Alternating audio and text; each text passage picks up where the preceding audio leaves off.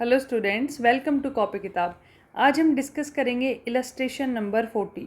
Quick ratio given एक company का 1:1। हमें बताना है कि इनमें से कौन सी ट्रांजेक्शन से ये रेशियो इम्प्रूव होगा, डिक्रीज़ होगा या इसमें कोई चेंज नहीं आएगा। ठीक है। फर्स्ट है paid insurance premium in advance ₹10,000।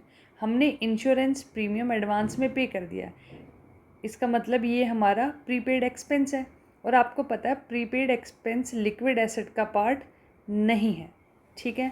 तो इंश्योरेंस प्रीमियम को भरने से हमारे लिक्विड एसेट्स जो हैं वो इंक्रीज़ होंगे नहीं। ठीक है। ठीक है। दूसरा, लिक्विड एसेट्स हमारे रिड्यूस हो जाएंगे। क्यों? क्योंकि जो प्रीमियम हमने पे किया है उसके लिए हमारे लिक्विड एसेट्स में से ही तो कैश का आउटफ्लो हुआ है। इसका मतलब लिक्विड एसेट्स रिड्यूस हो जाएंगे और हमारी करंट लायबिलिटी चेंज नहीं होगी। ठीक है, क्योंकि उसमें कोई इफेक्ट नहीं आएगा।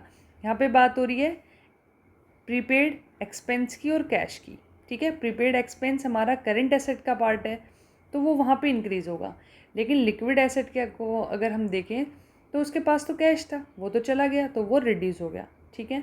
इसका मतलब ये डिक्रीज़ हो जाएगा क्योंकि लिक्विड एसेट्स हमारे रिड्यूस हो रहे हैं। सेकंड है परचेज गुड्स ऑन क्रेडिट। अब गुड्स हमने क्रेडिट पे परचेज़ किए हैं, इससे हमारे लिक्विड एसेट्स तो बढ़ नहीं रहे क्योंकि गुड्स तो करंट एसेट का पार्ट है। ठीक है। तो यहाँ पे लिक्विड एसेट्स में तो कोई चेंज नहीं आया, लेकिन हमारी करंट लायबिलिटी ज़रूर बढ़ गई है क्योंकि हमने किसी से क्रेडिट पे परचेज़ किया तो वो हमारे क्रेडिटर से उन्हें पे भी करना है। तो करंट लायबिलिटी यहाँ पे इंक्रीज़ हुई है और लिक्विड एसेट्स हमारे अनचेंज्ड है। इसका मतलब यहाँ पे भी रेशियो आपका डिक्रीज़ होगा। नेक्स्ट है issued fully paid equity shares of ₹1,00,000। ठीक है। हमने fully paid equity share issue किए हैं ₹1,00,000 के। ठीक है। अब इससे क्या हुआ, अगर मैंने शेयर्स इशू किए तो मेरे पास कैश आएगा, मतलब मेरे लिक्विड एसेट्स इंक्रीज़ होंगे, लेकिन जो शेयर होल्डर्स है वो कोई हमारी करंट लायबिलिटी का पार्ट नहीं है, तो करंट लायबिलिटी मेरी अनचेंज रहेगी, तो रेशियो मेरा इंक्रीज़ होगा या फिर इम्प्रूव होगा। फिर है issued 9% debenture of ₹5,00,000 to the vendor for machinery purchased.